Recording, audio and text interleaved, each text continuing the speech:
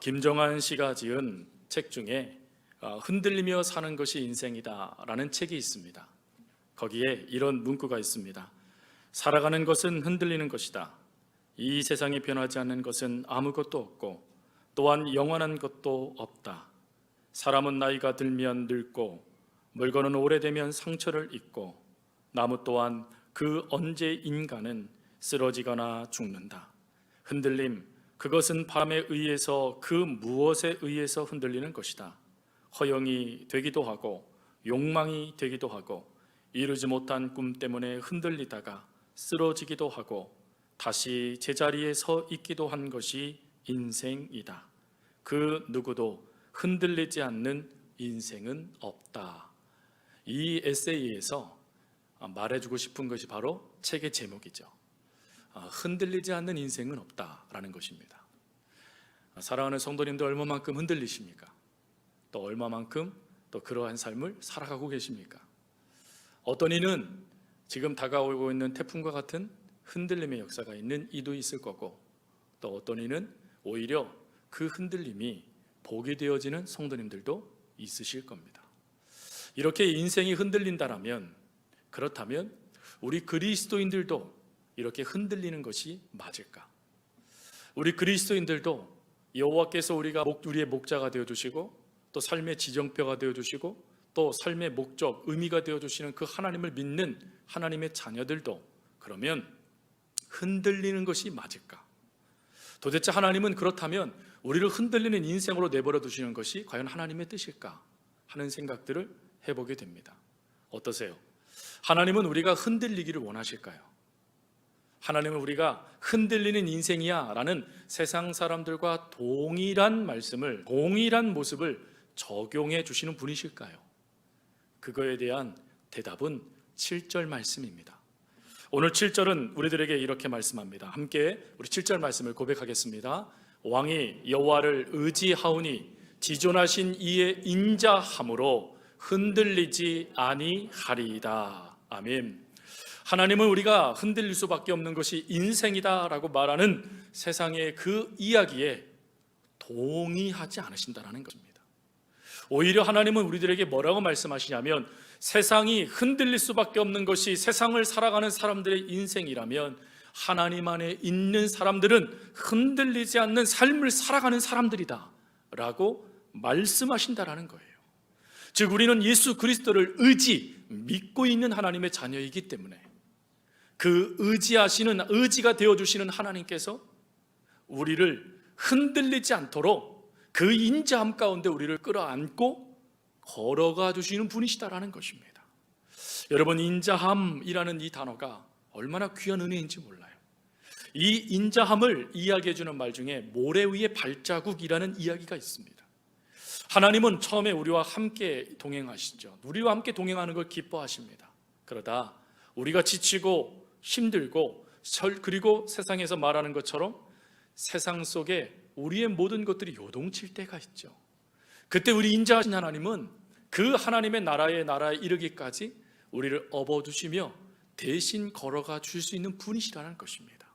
그러니 우리가 하나님 품 안에 안기고 있으니 우리는 흔들리지 않는 인생이라는 것이죠. 이거에 대해서 사도 바울은 더 분명한, 우리가 왜 흔들리지 않습니까? 하는 것에 대한 답을 주죠. 그것이 고린도후서 4장 7절 말씀입니다. 고린도후서 4장 7절 말씀을 제가 봉독해 드리겠습니다. 우리가 이 보배를 질그릇에 가졌으니 이는 심히 큰 능력은 하나님께 있고 우리에게 있지 아니함을 알게 하려 함이라. 즉 하나님의 강한 힘, 강한 능력, 그 역사하심이 우리와 함께 하고 있기 때문에 우리는 흔들리지 않는 인생이라는 것입니다. 이렇게 흔들리지 않는 인생이기에 시편에 다윗은 시편 55편 22절에 이런 고백을 합니다. 내 짐을 여호와께 맡겨버리라. 너를 붙드시고 의인의 요동함을 영영히 허락하지 아니하시리로다. 여러분, 여기서 이 맡기다라는 이 단어가 운동 경기를 비유하면 금방 이해할 수 있는 단어예요. 여기서 이 맡기다라는 이 단어가 영어로는 토스하다라는 뜻입니다. 여러분, 토스라는 하는 경기, 이 토스가 중요한 경기가 있죠. 그것이 배구 경기입니다. 배구 경기에서 그 중간에 있는 선수가 어떻게 토스하느냐에 따라서 공격수들이 그 공격을 강하게 스파이크를 때리느냐, 아니면 그것을 살짝 넘겨서 그 상대방의 진영을 무너뜨리느냐 하는 모든 것을 결정하게 돼요. 근데 만약에 이 중앙에 있는 센터가 그 토스를 하는 것을 머뭇머뭇거리건다든가 아니면 확신이 없게 되어지면 즉시 그 영향력은 우리 같은 편 공격수에게 전달되게 됩니다. 그럼 모든 것이 무너지게 되죠. 그 공격이 허무함이 되어지고 맙니다. 그래서 우리들에게 하나님은 뭐라고 말씀하시냐면 그러한 모습들이 우리 가운데 나타나지 않도록 잘 뭐하래요? 토스하래요. 여러분, 문제가 여러분들에게 밀려옵니다. 성경은 우리 그리스도인들이 고난을 받는답니다. 그러면 그 고난의 그 문제가 공으로 우리에게 다가올 때 그것을 끌어안는 게 그리스도인이 아니라 그 공을 하나님께로 토스해 줄 수 있는 것, 여러분 이렇게 하나님께 토스하는 것, 이거를 성경은 의지함이라고 말하죠. 이렇게 의지한다라는 것을 또 다른 말로 하나님을 믿는다라고 말하는 것입니다. 여러분, 우리가 하나님을 믿는다라면 잘 토스할 수 있어야 돼요. 여러분, 토스할 수 있다라는 이것은 또 다른 의미로 이것은 내 능력이 아니라는 것입니다. 이것은 내가 감당할 수 있는 일이 아니라는 거예요. 만약에 여러분들이 감당할 수 있는 일이 자그마한 것이라도 있는다라면 하나님께 토스하시겠습니까? 토스하셔야 됩니다. 왜요? 그 자그마한 것에 댐이 무너지거든요. 그 자그마한 것에 인생이 무너져 버리거든요. 그래서 그 자그마한 것에 우리가 그것을 보면서 안심하지 말고 그 문제를 하나님께 제대로 토스할 수 있는 모습이 우리 가운데 있어야 된답니다. 그럼 이렇게 제대로 토스하면 그 다음 말씀이 중요하죠. 그가 너를 붙드시며, 하나님이 우리를 붙들어 주신다는 것입니다. 그 문제를 토스하는 우리를 붙들어 주셔서 요동하지 않도록 도와주시겠대요. 그러니 하나님의 능력도 우리 가운데 있고 또 하나님께서 우리를 붙잡아 주시고 또 그 문제도 맡아 주시니 우리가 하나님 안에 있는다라면 뭐하지 않는데요? 흔들리지 않는다라는 것입니다. 그래서 우리는 세상과 다른 삶을 살아가는 사람들입니다. 세상에서의 삶은 그 흔들림 가운데 붙잡아주는 이가 없는 삶을 살아가는 거예요. 그래서 세상은 뭐라고 말하죠? 끊임없이 견뎌라라고 말하는 것입니다. 그러나 우리 하나님은 뭐라고 말씀합니까? 끊임없이 하나님께 맡겨라. 우리 하나님께서 주시는 말씀은 달라요. 그러니 맡길 수 있는 분, 의지할 수 있는 분, 그 문제를 해결할 수 있는 분이신 하나님 앞에 우리는 모든 것을 아뢰 수 있어야 된다라는 것입니다. 그리고 그 아래는 하나님이 우리를 붙잡아 주시고 흔들리지 않도록 지켜주시니 우리는 여러분 그 삶 자체로도 이미 하나님의 능력을 받는 거고 하나님의 은혜 안에 있는 하나님의 자녀라는 것입니다. 그러니 하나님의 자녀이기에 우리가 하나님의 힘을 힘입어 일어설 수 있어야 되고, 하나님의 자녀이기에 세상의 수많은 것들이 우리를 요동치게 만든단다 할지라도 반석이신 하나님 앞에, 요새이신 하나님 안에서 우리가 흔들리지 않고 하나님을 바라보는 믿음의 자녀가 되어야 된다라고 하나님은 오늘 우리들에게 말씀해 주시는 것입니다. 그러면 하나님의 자녀, 어떤 삶을 살아가야 될까요? 다른 말로 우리가 하나님의 자녀라면 하나님의 자녀다운 모습은 무엇일까요? 오늘 그것을 본문을 통하여 두 가지를 살피기를 원합니다. 첫 번째, 하나님의 자녀는 기도하는 자녀이다 라는 것입니다. 오늘 2절 말씀을 보십시오. 2절에 다윗은 이렇게 말합니다. 그의 마음의 소원을 들어주셨으며 그의 입술의 요구를 뭐하지 않는데요? 거절하지 아니하셨다라고 말씀하세요. 여러분, 가끔 이런 고백하시는 성도님들이 계세요. 하나님이 이 기도는 안 들어주실 것 같아요. 여러분, 이 얘기는 무슨 말이죠? 하나님이 내 기도를 거절하실 거라고 생각하는 겁니다. 여러분, 속지 마세요. 오늘 하나님은 우리들에게 뭐라고 말씀하시냐면 하나님은 우리의 요구, 그 요구조차도 거절하지 않으신대요. 그러니 그 요구조차도 거절하시는 아니하시는 하나님 앞에 뭐 해야 됩니까? 구해야 된다라는 것입니다. 여러분, 이렇게 하나님 앞에 구했더니 4절에 응답이 주어져요. 4절에 이렇게 말합니다. 그가 생명을 구함에 주께서 그에게 주셨으니, 주신 것뿐만이 아니에요, 영원한 장수로소이다. 생명을 건져주신 것뿐만 아니라 그의 연수해볼 허락하셔서 그의 삶을 책임져 주셨다는 것입니다. 여러분, 이런 놀라운 은혜는 다윗에게만 허락하신 은혜가 아니에요. 오늘 이 자리에 예배를 드리고 있는 저와 여러분, 또 영상으로 예배를 드리고 있는 성도들 모두에게 하나님께서 주시는 은혜라는 것입니다. 그렇기 때문에 성도는 하나님께 기도할 수 있어야 된다는 거예요.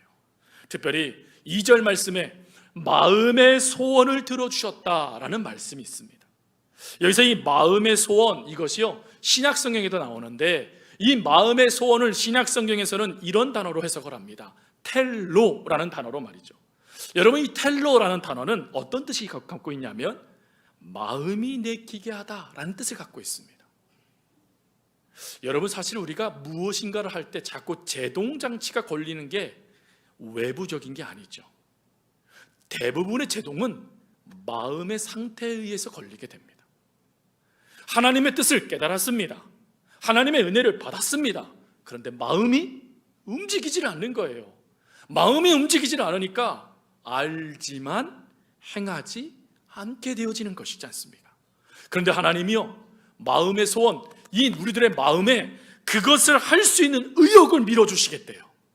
그것을 할 수 있는 열망을 밀어주시겠대요. 무엇을 할 수 있는요? 그 다음 말씀이요, 그 입술의 요구를 거절하지 아니하신다. 즉 기도할 수 있는 의욕, 하나님께 맡길 수 있는 열망, 그것을 하나님께서 밀어넣어 주시겠답니다. 사랑하는 성도 여러분, 이러한 은혜는 하나님께서 우리 예수 믿는 우리 그리스도인들에게만 허락하신 은혜예요. 그 은혜를 받고 있는 것이 바로 우리들입니다. 왜 은혜를 받습니까? 하나님의 자녀거든요. 예수 그리스도의 핏값으로 산 하나님의 것이거든요. 그러니 하나님은 우리 속에 의욕을 밀어주셔서 기도해라, 맡겨라, 하나님 말씀하시는 거예요. 누가복음 18장 말씀에 가보면 바디메오의 사건이 나옵니다. 근데 이 바디메오를 성경은 이렇게 소경합니다. 소경 바디메오가 라고 말이죠. 성경은 그가 소경이었다, 즉 시각장애 우였다라는 것을 분명하게 말씀하세요. 근데 그의 인생을 우리는 어느 정도 유추할 수 있죠. 야, 참 그의 인생 휴지 조각과 같았겠구나, 참 보잘것없었겠구나, 정말 힘들겠구나, 안타깝겠구나 하는 것을 우리가 유추할 수 있지 않습니까? 그런 그에게 그 삶을 청산할 수 있는 은혜의 말씀이 들려와요. 예수라는 한 사람이 있는데 그 예수라는 사람이 병든 자를, 소외된 자를, 과부들을, 고아들을 굽어살피며 그들의 모든 문제를 내 문제처럼 여기며 그들을 사랑해 주시더라 라는 놀라운 말씀을 듭니다. 그 말씀에 그는 아마 그 예수님을 만나고 싶은 갈망이 생겼을 것 같아요.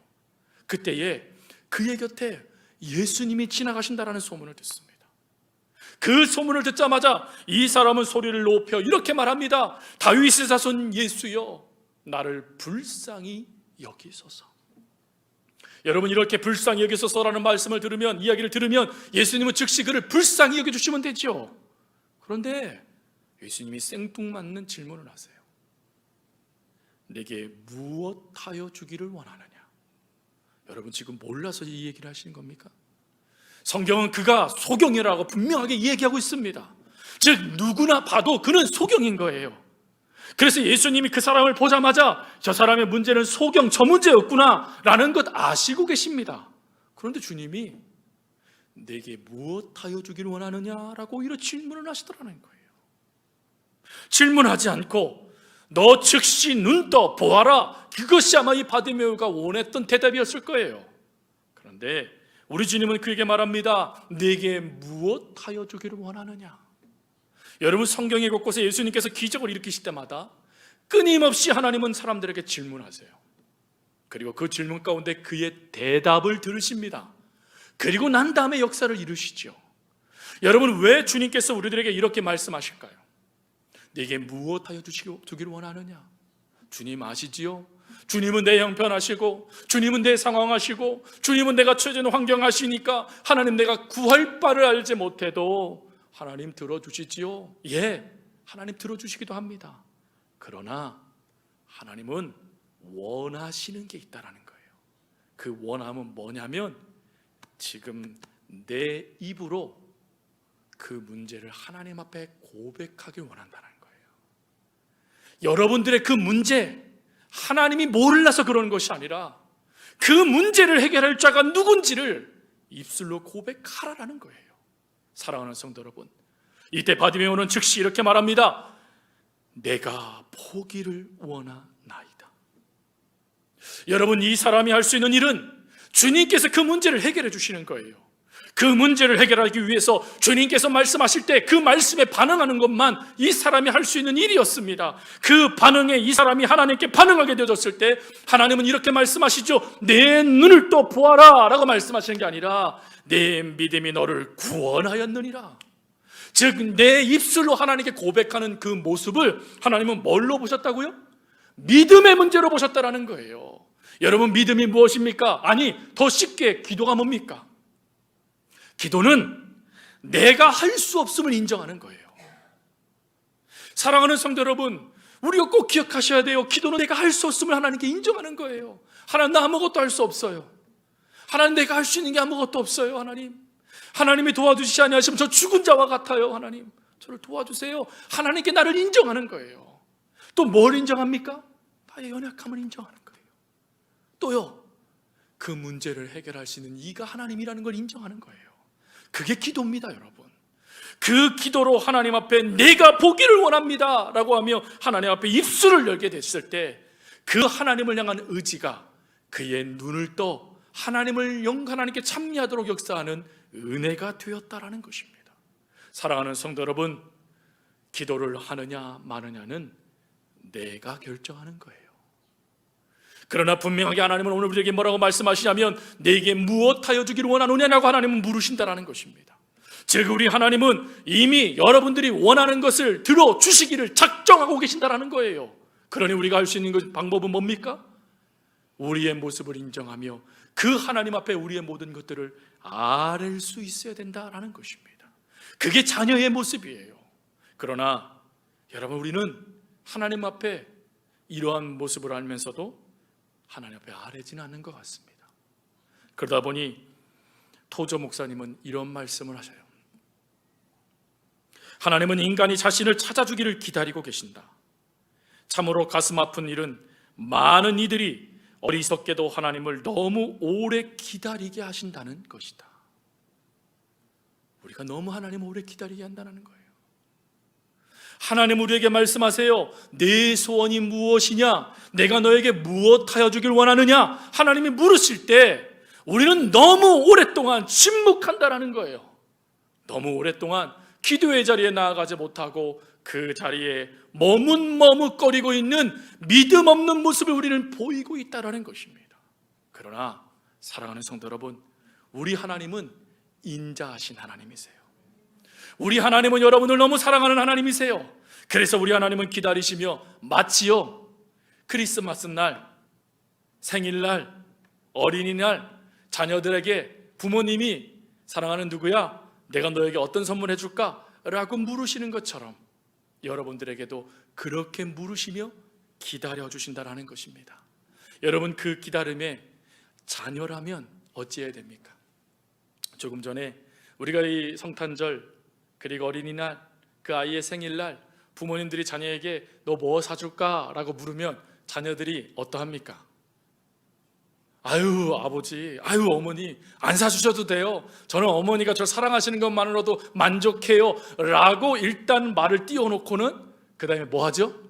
그런데 그래도 사주실 거면 저 이거 사주세요 하면서 자기가 돈도 안 대줄 거면서 부모님의 이야기를 딱 잡자마자 즉시 자기의 소원을 딱 이야기해버려요. 왜 이렇게 자신 있게 얘기합니까? 자녀이기 때문인 거예요. 여러분, 우리는 하나님 아버지의 자녀예요. 그 하나님 아버지께서 오늘 말씀하세요. 내게 무엇하여 주기를 원하느냐? 너 뭐 받고 싶어? 너 어떤 응답해 줄까? 하나님이 물으시는 거예요, 여러분. 그러면 그때 우리가 머뭇머뭇거릴 필요가 없는 겁니다. 우리는 하나님의 자녀이기 때문에 하나님, 나 이거 갖고 싶어요. 하나님, 나 이 문제 있어요. 하나님, 나 이것 때문에 힘들어요. 하나님, 나 이 문제 때문에 내 마음이 무너지고 있어요. 도와주세요 하고 우리 뭐 하면 되죠? 아뢰면 된다라는 거예요. 그러면 그것을 들으시는 하나님께서 우리가 요동하지 않도록, 흔들리지 않도록 하나님의 은혜를 더하신다라는 것입니다. 사랑하는 성도 여러분, 질문 하나 드립니다. 여러분들은 하나님의 자녀이십니까? 여러분들은 하나님의 손님이십니까? 자녀이죠. 자녀는 아버지 것, 내 겁니다. 자녀는 엄마 것도 내 거예요.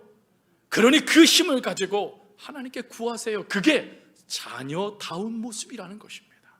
그리고 두 번째, 하나님께서 원하시는 자녀다운 모습은 하나님을 의지하는 것입니다. 7절에 흔들리지 않는 비결 얘기하면서 이렇게 말하죠. 왕이 여호와를 의지하오니. 다윗이 흔들릴 수밖에 없는 상황은 이미 우리가 열왕기 또 사무엘 그리고 역대기 말씀을 보면요, 너무 많이 나와요. 심지어 다윗이 뭐라고 말합니까? 하나님, 내가 죽은 자와 같이 되었습니다 라고 말할 정도로 그의 힘듦은요, 입으로 다 말할 수 없을 정도로 너무 많았습니다. 그 엄청나고 많은 그 문제들, 그것뿐인가요? 그의 주변에 대적들은 또 얼마나 많았어요. 그가 많은 사람들의 중심에 서게 됐을 때 블레셋은 다윗의 대적이 되어져 버립니다. 그런데 이방 나라만 대적이 되나요? 아니요. 후에는 민족이 자신의 대적이 되어버려요. 가족이 자신의 대적이 되어버립니다.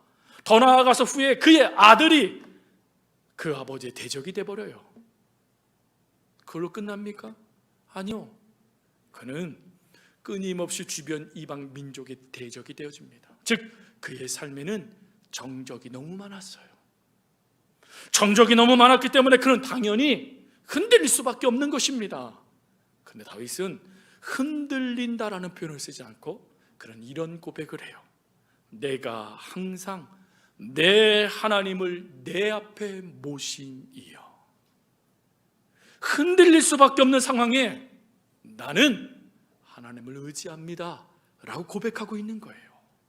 여러분, 하나님을 앞설 수 있는 이유가 무엇입니까?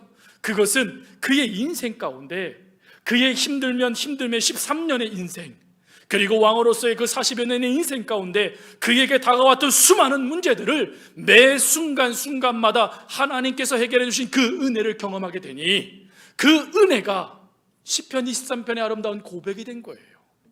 여러분, 시편 23편의 아름다운 그 고백은 거저 젊었을 때, 청년 때에, 그의 혈기가 왕성했을 때에 고백된 고백이 아닙니다. 그의 말년의 삶을 점검하며 되돌아보니 하나님의 은혜가 아닌 게 하나도, 하나님의 은혜라고 하나님의 은혜입니다라고 말하지 않을 수 있는 것이 하나도 없었다라는 거예요. 하나님이 너무 세밀하게 그의 인생을 개입하셔서 지켜주심을 그가 깨닫게 된 것이죠. 그래서 하나님 때문에 살아났다는 것을 깨달은 것입니다. 대적이 아무리 강해도요, 성경은 오히려 이렇게 말합니다. 하나님이 다윗을 더 강하게 하셨더라. 하나님이 끊임없이 다윗을 강하게 하고 계셨다는 것입니다. 그 은혜를 경험하게 되니까 그는 그럴 때마다, 흔들리는 상황이 밀고 들어올 때마다 하나님, 나는 하나님을 내 앞에 모십니다.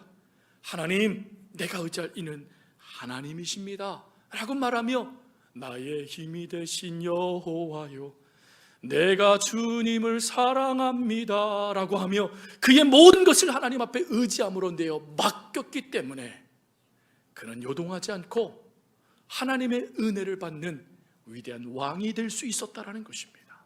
그러나 여러분, 이런 하나님께 모든 걸 맡겼을 때 하나님은 어찌하셨을까? 오늘 시편에 다윗은 위대한 고백 하나를 해요.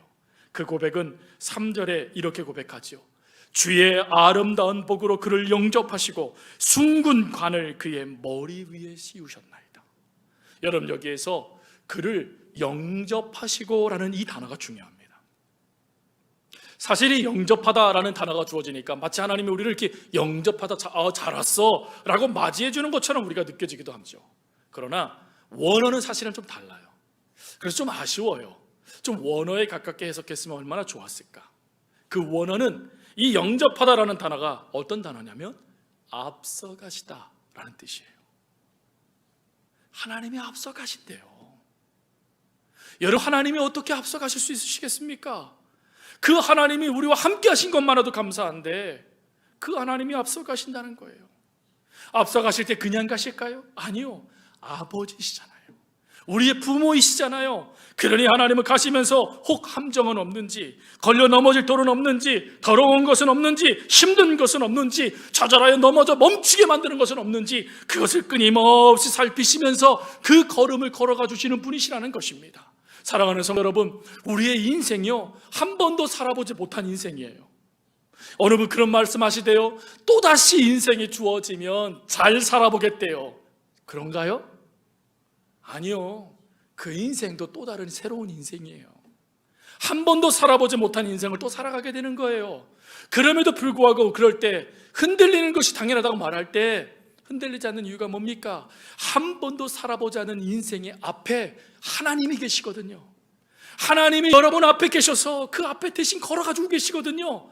목자가 되어주시거든요. 삶의 지정표가 되어주시거든요. 여러분들의 길과 진리가 되어주시거든요. 그러니 여러분, 우리가 어떻게 요동할 수 있겠습니까? 요동하지 않을 수 있다는 거예요. 흔들리지 않는다는 것입니다. 하나님이 우리의 의지가 되어주시니까, 앞서서 행해주시니까 우리 자녀된 우리들은 그 걸음을 앞서 행하시는 하나님을 바라보고 걸어가기만 하면 된다는 것입니다.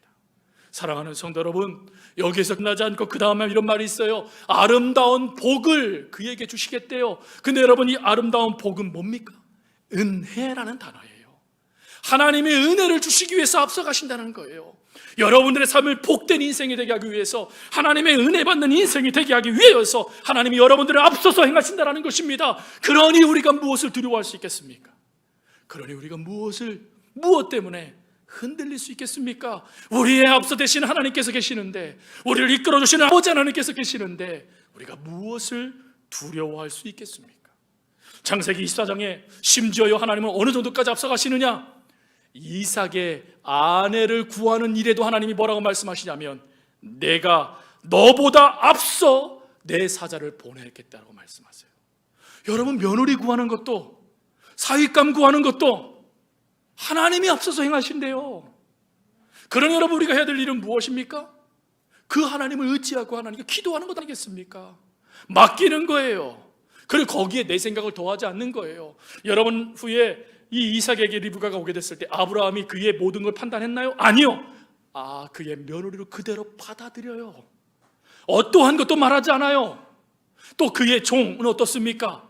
내 주인의 아버지의 하나님, 순적히 만나게 해주십시오. 순적히 만난 그것을 이야기해 주어요. 하나님이 앞서서 행하셔서 은혜 베푸신 것을 이야기해 주니 아브라함이 기쁘게 받아들이고 이삭이 위로를 받더라. 성경은 분명히 말씀하지 않으십니까? 여러분, 이 하나님의 역사는 단지 가정에서 멈추지 않고 한 나라, 한 직장, 모든 걸 이끌어갈 때도 마찬가지고 우리의 인생에도 마찬가지예요. 하나님이 약속하신 가나안 땅을 걸어가게 됐을 때 이스라엘 백성은 두렵습니다. 그들은 한 번도 군대의 무기를 만져본 적도 없고 이방 민족과 싸워본 적도 없어요. 그 문화가, 그 환경이, 그 역사가 어떤지도 모릅니다. 그때 하나님께서 출애굽기 23장 20절 이렇게 말씀하십니다. 내가 사자를 네 앞서 보내어 길에서 너를 보호하여 너를 내가 예비한 곳에 이르게 하겠다. 여러분, 하나님께서 여러분들이 한 번도 가보지 못한 곳, 한 번도 만나지 못한 사람들 앞에 앞서서 하나님의 사자를 보내셔서 하나님의 약속하신 것을 누릴 수 있도록 도와주시겠답니다. 하나님. 그러니 그 하나님 우리가 의지해야 되지 않겠습니까? 또 신명기 1장 30절에 너희보다 먼저 가시는 너희 하나님 여호와께서 애굽에서 너희를 위하여 너희 목전에서 모든 일을 행하신 것 같이 이제도 너희를 위하여 싸우실 것이며. 이제도 싸우신대요. 앞서 행하심으로 멈추는 게 아니라 그 앞서 행하신 하나님께서 즉시 우리의 자리로 돌아오셔서 우리를 위해서 대신 싸워주시겠대요. 여러분, 이런 놀라우신 하나님이 여러분과 저의 아버지 하나님이세요. 그러니 그 아버지 하나님 우리가 받아 누리며 그 아버지 하나님을 믿음으로 살아가야 되지 않겠습니까? 여러분, 우리가 의지할 이는 이 천지를 말씀으로 지으신 이십니다. 우리를 사랑해 주시며 우리의 아버지 되신 하나님은 오늘도 여러분들에게 복을 주기를 원하시는 하나님이세요. 사단의 어떤 괴계와 역사가 여러분 삶에 밀고 들어와도 그 모든 것을 말씀 한마디로 물리치시며 여러분들은 저는 내 안에 있는 자다, 내가 사랑하는 자다라 말씀하시며 여러분과 함께 해주시는 분이 바로 하나님이십니다. 여러분, 그 하나님 안에 있게 되어지니 6절에 이런 고백을 하게 되죠. 주 앞서 기쁘고 즐겁게 하시나이다. 기뻐진다라는 거예요. 즐거워진다라는 것입니다. 사랑하는 성도 여러분, 즐거움이 넘치는 삶을 살아가기 원하십니까? 기쁨이 넘치는 인생이 되길 원하십니까? 하나님을 의지하십시오. 하나님을 의지하면 여러분들의 상황과 상관없이 여러분들이 그 모든 것을 이겨나갈 수 있는 그 마음의 소원을 하나님께서 들어주시며 일어날 힘과 능력을 주십니다. 그러니 그 하나님만 우리가 의지하며 살아갈 수 있어야 된다는 것이죠. 말씀을 마칩니다. 가끔 2층에서 이제 설교 준비를 한다던가, 요즘에는 좀 바빠요. 뭐가 바쁘냐면 영상을 또 만들어야 되고 또 편집해야 되고 또 그것을 게시해야 되고, 이게 너무 바쁜 일주일이 시간이 지난 것 같아요. 근데 그러다가 바깥에서 아이들이요 막 뛰어드는 소리를 듣습니다. 그러면 이 창가로 딱 나가서 아이들이 어떻게 뛰어드나 하고 이렇게 바라볼 때가 종종 있습니다. 근데 어느 날은 이렇게 바라보고 있는데 한 2살, 3살 된 아이들이었나요? 근데 그 아이들이 이렇게 놀다가 한 아이가 폭 넘어졌어요. 폭 넘어지니까요 이때부터 울기 시작하는데, 으아 하고 막 울기 시작하는데 저쪽에 있던 선생님이 일어나 그러면서 그 아이를 얼른 일으키더니 그 아이가 그래도 울음을 멈추지 아니하니까 그 아이를 업으시더라고요. 근데 업자마자 이 아이가 울음을 그쳤을까요? 계속 울었을까요? 계속 울더라고요. 그래서 야, 저렇게 울다가는 큰일 나겠다 하는 생각 들 정도로 울더라고요. 근데 그 우는 모습을 가만히 보다가 문득 제 안에 이런 질문이 들어오더라고요.